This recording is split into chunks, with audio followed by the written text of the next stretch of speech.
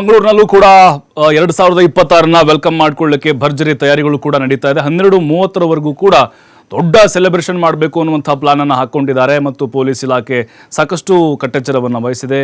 ಅದರಲ್ಲೂ ಈ ಮಂಗಳೂರು ಅಂತ ಹೇಳಿದ್ರೆ ನಮಗೆ ಥಟ್ಟಂತ ನೆನಪಾಗೋದು ಕಡಲುಗಳು, ಅಂದರೆ ಸಮುದ್ರ. ಅಲ್ಲಿ ಕಿನಾರೆಯಲ್ಲಿ ದೊಡ್ಡ ದೊಡ್ಡ ಪಾರ್ಟಿಗಳನ್ನು ಅರೇಂಜ್ ಮಾಡಿದ್ದಾರೆ ಮತ್ತು ಅಲ್ಲಿ ಫೈರ್ ಕ್ಯಾಂಪ್ಗಳಿರುತ್ತೆ, DJ ಇರುತ್ತೆ, ಮ್ಯೂಸಿಕ್ ಲೈಟ್ಸ್ ಇರುತ್ತೆ. ಇದೆಲ್ಲವನ್ನು ಕೂಡ ಬಹಳ ವ್ಯವಸ್ಥಿತವಾಗಿ ಅರೇಂಜನ್ನು ಮಾಡಿದ್ದಾರೆ. ಪಬ್ಬು ಬಾರು ಎಲ್ಲವೂ ಕೂಡ ಈಗ ತುಂಬಿ ತುಳುಕ್ತಾ ಇದ್ದಾವೆ. ಅಂದರೆ ಈಗ ಟೈಮ್ ಹೇಗೆ 12 ಗಂಟೆ ಹತ್ತಿರ ಆಗುತ್ತೋ ಅಲ್ಲಿ ಜನ ಬರೋಕ್ಕೆ ಶುರು ಮಾಡ್ತಾರೆ. ಮಂಗಳೂರು ಅದರಲ್ಲೂ ಈ ಬೀಚ್ ಸುತ್ತಮುತ್ತ ಇರುವಂಥ ಹೋಟೆಲ್ಗಳೆಲ್ಲೂ ಎಲ್ಲವೂ ಕೂಡ ಈಗ ಕಂಪ್ಲೀಟ್ ಆಗಿ ಸೋಲ್ಡ್ ಔಟ್ ಆಗಿದ್ದಾವೆ ಟಿಕೆಟ್ಗಳು. ಕಳೆದ 1-2 ದಿನದ ಹಿಂದೆ ಅಲ್ಲಿಗೆ ಬರಬೇಕು ಅಂಥೇಳಿ ಸಾಕಷ್ಟು ಪ್ರಿಪ್ರೇಷನ್ನ ಮಾಡ್ಕೊಂಡಿರ್ತಾರೆ. ಅಲ್ಲಿ ಲೋಕಲ್ಗಿಂತ ಬೇರೆ ಬೇರೆ ರಾಜ್ಯಗಳಿಂದ ಬರುವವ್ರ ಸಂಖ್ಯೆ ಕೂಡ ಹೆಚ್ಚಾಗ್ತಾ ಇದೆ. ಸಹಜವಾಗಿ ಮಂಗಳೂರು ಕಡೆಗೆ ಮುಖ ಮಾಡ್ತಾರೆ. ಆದರೆ ಮಂಗಳೂರಿಗಿಂತ ಜಾಸ್ತಿ ಈ ಬಾರಿ ಅಂದರೆ ಗೋವಾ ಕಡೆ ಮುಖ ಮಾಡ್ತಾ ಇದ್ರು ಅಲ್ಲಿ ಸೆಲೆಬ್ರೇಷನ್ ಮಾಡಬೇಕು ಅಂತ. ಬಟ್ ಅಲ್ಲಿನ ಹೋಲುವ ಕೆಲವೊಂದಿಷ್ಟು ಸನ್ನಿವೇಶಗಳನ್ನು ಮಂಗಳೂರಿನಲ್ಲಿ ಸೃಷ್ಟಿ ಮಾಡಲಾಗಿದೆ. ಹಾಗಾಗಿನೇ ಕೈ ಬೀಸಿ ಕರೀತಾ ಇದೆ ಸಾರ್ವಜನಿಕರನ್ನು. ಪಾರ್ಟಿಯನ್ನು ಮಾಡಲಿಕ್ಕೂ ಕೂಡ ಈಗಾಗಲೇ ಮಂಗಳೂರು ಸಕಲ ರೀತಿಯಲ್ಲಿ ತಯಾರಾಗಿದೆ. ದೃಶ್ಯಗಳಲ್ಲೂ ಕೂಡ ನಾವು ನೋಡ್ತಾ ಇದ್ದೀವಿ. ಅಲ್ಲೂ ಕೂಡ ಅಷ್ಟೇ DJ ಸೌಂಡ್ಗೆ ಎಲ್ಲ ರೀತಿಯಾದಂತಹ ವ್ಯವಸ್ಥೆಗಳನ್ನ ಮಾಡ್ಕೊಳ್ತಾ ಇದ್ದಾರೆ. ಸಂತೋಷ್, ಮಂಗಳೂರು ಕೂಡ ಹೌದು. ಇನ್ನು ಮಂಗಳೂರು ನೋಡಿದಾಗ ನೋಡಿ, ಗೋವಾ ಅತಿ ಹೆಚ್ಚು ಫಸ್ಟ್ ನ್ಯೂ ಇಯರ್ನ ಆಚರಣೆ ಮಾಡೋದಕ್ಕೆ ನಂಬರ್ 1 ಸ್ಥಾನದಲ್ಲಿ ಇದೆ ಅಂತ ಹೇಳಿದ್ರು ಕೂಡ ತಪ್ಪಾಗೋದಿಲ್ಲ. ಯಾಕಂದ್ರೆ ಅತಿ ಕಡಿಮೆ ಬೆಲೆಯಲ್ಲಿ ಅಲ್ಲಿ ಮದ್ಯ ಮಾರಾಟ ಆಗುತ್ತೆ. ಜೊತೆಗೆ ಪಾರ್ಟಿಗಳನ್ನ ಆಯೋಜನೆ ಮಾಡೋದಕ್ಕೆ ಕಡಿಮೆ ದುಡ್ಡಲ್ಲಿ ಎಲ್ಲ ವ್ಯವಸ್ಥೆಗಳಿದೆ. ಅದರಲ್ಲೂ ಈ ಬೀಚ್ ಇದೆಯಲ್ಲ, ಬೀಚ್ಗಳಲ್ಲಿ ಆಚರಣೆ ಮಾಡುವಂತಹ ವೈಬ್ ಏನಿದೆ, ಆ ವೈಬೇ ಬೇರೆ. ಅಂತಹ ಒಂದು ವೈಬ್ ಈಗ ಮಂಗಳೂರಿನಲ್ಲೂ ಕೂಡ ಕ್ರಿಯೇಟ್ ಆಗ್ತಾ ಇದೆ ಅಂತ ಹೇಳಿದ್ರು ಕೂಡ ತಪ್ಪಾಗೋದಿಲ್ಲ. ಒಂದು ವೇಳೆ ಮಂಗಳೂರು ಆ ರೀತಿ ಏನಾದರೂ ಟ್ರಾನ್ಸ್ಫಾರ್ಮ್ ಆಗಿದ್ದೆ ಆದ್ರೆ ಗೋವಾ ಕಡೆಗೆ ನಮ್ಮ ಕರ್ನಾಟಕದ ಜನ ಯಾರ್ಯಾರು ಆಚರಣೆ ಮಾಡೋದಕ್ಕೆ ಅಂತ ಹೋಗ್ತಾ ಇದ್ದಾರೆ ಅವರೆಲ್ಲರೂ ನಮ್ಮ ಕರ್ನಾಟಕದ ಮಂಗಳೂರು ಕರಾವಳಿ ಭಾಗ ಏನಿದೆ ಅಲ್ಲೇ ಆಚರಣೆ ಮಾಡುವಂತಹ ಸಾಧ್ಯತೆಗಳು ಕೂಡ ಹೆಚ್ಚಾಗುತ್ತೆ.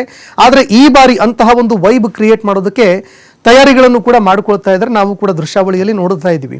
ಅದರಲ್ಲೂ ಕರಾವಳಿ ಭಾಗದಲ್ಲಿ ಈ ಸಮುದ್ರ ತೀರಗಳೇನಿರುತ್ತೆ ಆ ಸಮುದ್ರ ತೀರಗಳಲ್ಲಿ ಸಹಜವಾಗಿ ಬೆಂಕಿಯನ್ನು ಹಾಕೊಂಡು ಜೊತೆಗೆ ಆ ಲೈಟಿಂಗ್ಸು, DJ ಸದ್ದು, ಈ ಎಲ್ಲದರ ನಡುವೆ ಎಲ್ಲರೂ ಮದ್ಯವನ್ನು ಕುಡಿತಾ ಅಥವಾ ಕೇಕ್ ಕತ್ತರಿಸ್ಕೊಂಡು ಡ್ಯಾನ್ಸ್ ಮಾಡಿಕೊಂಡು ಸೆಲೆಬ್ರೇಟ್ ಮಾಡುವಂಥದ್ದು ಇದೆಯಲ್ಲ, ಆ ವೈಬ್ರೇಷನ್ನೇ ಬೇರೆ. ಅಂದ್ರೆ ಅದು ಜೋಶ್, ಅಂದ್ರೆ ಈ ಕಡಲ ತುಂಬಾ ಜೋಶ್ ನೋಡ್ಕೊಂಡು ನ್ಯಾಚುರಲ್ ಆಗಿ ತುಂಬಾ ಜೋಶ್ ಆಗಿರುತ್ತೆ ಅಲ್ಲಿ. ಅದೇ ಕಾರಣಕ್ಕೋಸ್ಕರನೇ ಆ ಅಲೆಗಳನ್ನ ನೋಡ್ಕೊಂಡು ಸಮುದ್ರದ ಬೀಚಲ್ಲಿ ಆರಾಮಾಗಿ ಡಾನ್ಸ್ ಮಾಡ್ಕೊಂಡು ಬರೋದಕ್ಕೆ ಅಂತ ಅನೇಕರು ಗೋವಾ ಕಡೆಗೆ ಹೋಗ್ತಾರೆ.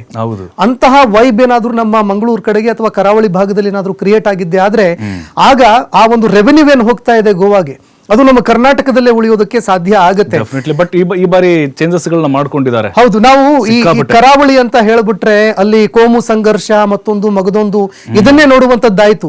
ಆದ್ರೆ ಯಾಕೆ ಪ್ರವಾಸಿ ತಾಣ ಆಗಬಾರದು, ಇಂಥ ಒಂದು ಸ್ಪಾಟ್ ಯಾಕೆ ಆಗಬಾರ್ದು ಅನ್ನುವಂಥದ್ದು ಎಲ್ಲರ ಕನಸು ಕೂಡ ಇದೆ. ಅನೇಕರು ನಮ್ಮ ಫ್ರೆಂಡ್ಸು ಕೂಡ ಹೇಳ್ತಾರೆ ನಮ್ಮಲ್ಲೇ ಇದೆ ಅಂತ ಒಳ್ಳೆ ಒಳ್ಳೆ ಬೀಚ್ಗಳು, ಆದ್ರೆ ನಮ್ಮಲ್ಲಿ ಯಾಕೆ ಆಗಲ್ಲ ಅಂತ. ಆದ್ರೆ ಮಂಗಳೂರು ಯಾವ ಕಾರಣಕ್ಕೆ ಹೆಸರುವಾಸಿ ಆಗ್ತಾ ಇದೆ ಅದಕ್ಕೆ ತದ್ವಿರುದ್ಧವಾಗಿ ಈಗ ಏನಾದ್ರೂ ಇಂತಹ ಒಂದು ಟ್ರಾನ್ಸ್ಫಾರ್ಮೇಶನ್ ಒಳ್ಳೆ ಒಂದು ವಾತಾವರಣ ಕ್ರಿಯೇಟ್ ಆಗುತ್ತೆ. ಹೋಗಿ ಬಂದ್ಬಿಡೋಣ ಈಗ ಮಂಗಳೂರಿಗೆ. ನಮ್ಮ ರಿಪೋರ್ಟರ್ ಆದಿತ್ಯ ರೆಡಿ ಇದ್ದಾರೆ ನೇರ ಸಂಪರ್ಕದ ಹೆಚ್ಚಿನ ಮಾಹಿತಿ ಕೊಡ್ಲಿಕ್ಕೆ. ಆದಿತ್ಯ, ಕಡಲ ನಗರಿ ಯಾವ ರೀತಿಯಾಗಿ ಸಿದ್ಧವಾಗಿದೆ ಹೊಸ ವರ್ಷವನ್ನ ವೆಲ್ಕಮ್ ಮಾಡ್ಲಿಕ್ಕೆ? ಸಹಜವಾಗಿನೇ ಈ ಬೀಚ್ ಅಂದಾಕ್ಷಣ ಗೋವಾ ಕಡೆಗೆ ಮುಖ ಮಾಡ್ತಾ ಇದ್ರು, ಬಟ್ ನಮ್ಗನಿಸ್ತಾ ಇದೆ ಜಾಸ್ತಿ ಮಂಗಳೂರು ಕಡೆಗೆ ಬರ್ತಾ ಇದ್ದಾರೆ ಪ್ರವಾಸಿಗರು ಅಂತ ವರದಿಗಳು ಬರ್ತಾ ಇದೆ. ಹಾಗಾಗಿ ಈ ಬಾರಿ ಏನೆಲ್ಲ ಚೇಂಜಸ್ ಮಾಡಲಾಗಿದೆ, ಹೇಗೆ ಅಟ್ರಾಕ್ಷನ್ ಆಗಿ ಕಾಣಿಸ್ತಿದೆ ಅಂತ ಮಂಗಳೂರು? ಪ್ರಭು, ಹೌದು, ನಿಜಕ್ಕೂ ಕೂಡ. ಯಾಕಂದ್ರೆ ಕಳೆದ 2 ವರ್ಷಕ್ಕೆ ಹೋಲಿಸಿದ್ರೆ ಕಳೆದ ಬಾರಿಯಿಂದ ಮಂಗಳೂರಿನಲ್ಲಿ ಹೊಸ ವರ್ಷ ಆಚರಣೆಗೆ ವಿಶೇಷ ವ್ಯವಸ್ಥೆಗಳು ಇದೆ. ಯಾಕಂದ್ರೆ ಮಂಗಳೂರಿಗೆ ಜನ ಬರೋದೇ ಮೊದಲಾಗಿ ಬೀಚ್ಗೆ. ಜನರಿಗೆ ಏನ್ ಎಕ್ಸ್ಪೆಕ್ಟೇಷನ್ ಇರುತ್ತೆ ಅಂದ್ರೆ ಈ ಬೀಚ್ ಬದಿಯಲ್ಲೇ ನಾವು ನ್ಯೂ ಇಯರ್ ನ ಸೆಲೆಬ್ರೇಟ್ ಮಾಡಬೇಕು ಅಂತ.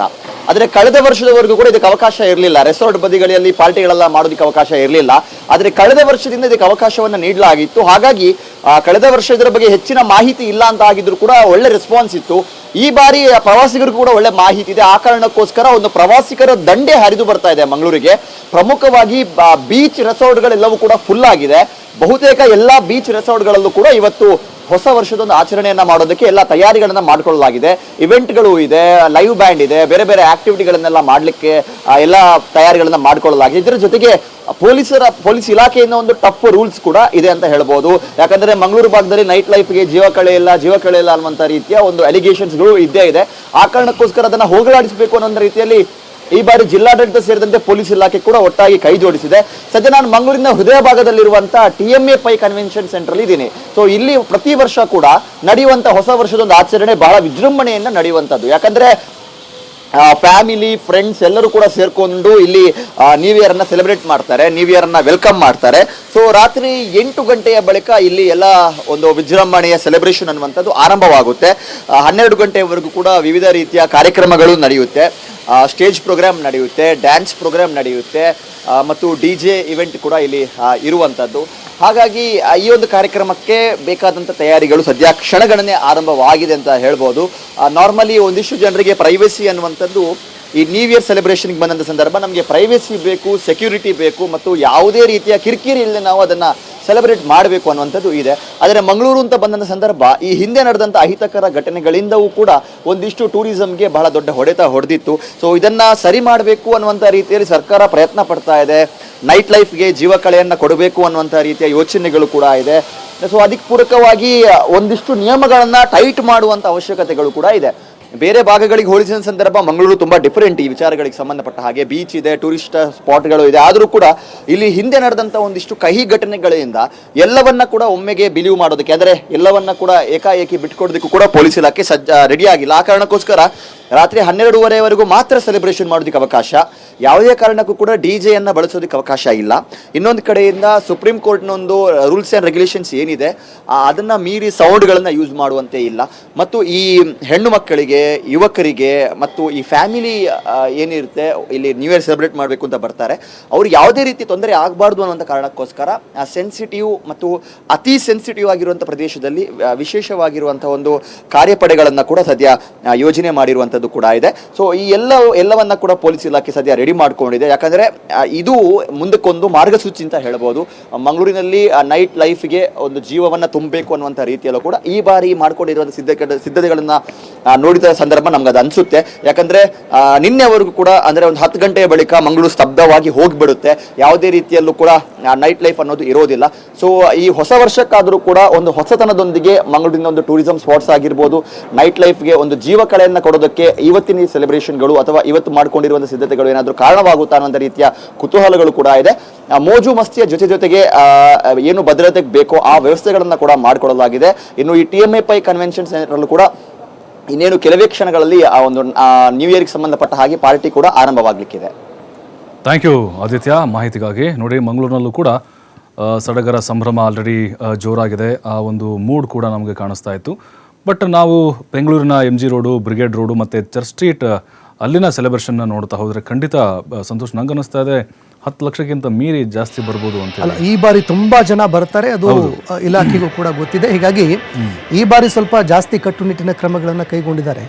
ಇದರ ಜೊತೆಗೆ ಸೆಲೆಬ್ರೇಟ್ ವಿತ್ ರೆಸ್ಪಾನ್ಸಿಬಿಲಿಟಿ ಅಂತ ಏನಿದೆ ಅದನ್ನು ಕೂಡ ನಾವು ಗಮನದಲ್ಲಿ ಇಟ್ಕೊಂಡು ಬೇರೆ ಭಾಷಿಕರಿದ್ರೆ ಅವರ ಜೊತೆಗೆ ಸರಿಯಾಗಿ ಸಮನ್ವಯತೆ ಕಾಯ್ದುಕೊಂಡು ಅವರಿಗೂ ಕೂಡ ತಿಳಿ ಹೇಳಿ ಸ್ವಲ್ಪ ಎಲ್ಲರ ಜೊತೆಗೆ ಚೆನ್ನಾಗಿ ಬೆರೆತು ಆಚರಣೆ ಮಾಡಿ ಯಾವುದೇ ಕಹಿ ಘಟನೆಗಳಿಗೆ ಕಾರಣರಾಗಬೇಡಿ ಅಂತ ಕಿವಿ ಮಾತು ಹೇಳಿ ಎಲ್ಲರೂ ಕೂಡ ಖುಷಿಯಾಗಿ ಆ ಒಂದು ವೈಬಲ್ಲಿ ಸಂಭ್ರಮ ಸಡಗರದಿಂದ ಆಚರಣೆ ಮಾಡಿದ್ರೆ ಚೆನ್ನಾಗಿರುತ್ತೆ. ಪರಸ್ಪರ ಶುಭಾಶಯಗಳನ್ನು ಕೋರ್ತಾ ಯಾರು ಎಲ್ಲೆಲ್ಲಿಂದ ಬಂದಿರ್ತಾರೆ ಪರಿಚಯ ಇರಲ್ಲ, ಆ ಟೈಮಲ್ಲಿ ಸಡನ್ಲಿ ಎಲ್ಲರೂ ಕೂಡ ಮೀಟ್ ಆಗ್ತಾ ಇರ್ತೀವಿ. ಅದು ಏನು ಥ್ಯಾಂಕ್ಸ್ ಕೊಡೋದೇನು, ಪರಿಚಯ ಆಗೋದೇನು ಅಂದ್ರೆ ಹೊಸ ಮುನ್ನುಡಿಗೆ ಕಾರಣ ಆಗುತ್ತೆ. ಹೊಸಬ್ರು ಸಿಗ್ತಾರೆ, ಸ್ನೇಹಿತರನ್ನಾಗಿ ಮಾಡ್ಕೊಳ್ಬಹುದು. ಎಲ್ಲರ ಜೊತೆಗೆ ಏನೇ ಆದ್ರೂ ಕೂಡ ನಾವು ಭಾರತೀಯರು ಅನ್ನುವಂಥದ್ದು ಒಂದು ಎಲ್ಲರಲ್ಲೂ ಕೂಡ ಬರಬೇಕು. ಇದು ಒಂದು ಕಡೆ ಆದ್ರೆ, ಮತ್ತೊಂದು ಕಡೆ ಈ ಏನು ಚಿನ್ನಸ್ವಾಮಿ ಸ್ಟೇಡಿಯಂನಲ್ಲಿ ಕಾಲು ತುಳಿತಾ ಇತ್ತು, ಅದಾದ ನಂತರ ಸ್ವಲ್ಪ ಬಹಳ ಜಾಸ್ತಿ ಜಾಗೃತಿಯಿಂದ ನಾವು ಮಾಡಬೇಕಾಗತ್ತೆ. ಈಗಾಗಲೇ ದೃಶ್ಯಾವಳಿಯಲ್ಲೂ ಕೂಡ ನೋಡ್ತಾ ಇದ್ದೀವಿ. ಒಂದು ಕಡೆ ಮಂಗಳೂರಿನಲ್ಲೂ ಕೂಡ ಸಿದ್ಧತೆಗಳಾಗ್ತಾ ಇದೆ. ಇಲ್ಲಿ ಬೆಂಗಳೂರಿನಲ್ಲಿ ಪಬ್ಗಳಲ್ಲಿ ನಾವು ನೋಡಿದಾಗ ಒಳಗಡೆ ಪಬ್ಗಳಲ್ಲಿ ಎಂಟ್ರಿ ಕೊಡ್ತಾ ಇದ್ದಂತೆನೆ ಎಂಥವರಿದ್ರು ಕೂಡ ನಾನು ಪಾರ್ಟಿ ಮೂಡಲ್ಲಿ ಇಲ್ಲ ನಾನು ಅಂತಂದ್ರೆ ಇಮಿಡಿಯೇಟ್ ಆಗಿ ಪಾರ್ಟಿ ಮೂಡಿಗೆ ಬಂದ್ಬಿಡ್ತಾರೆ, ಅವರು ಸ್ವಿಚ್ ಆನ್ ಆಗ್ಬಿಡ್ತಾರೆ ಕಂಪ್ಲೀಟ್ಲಿ.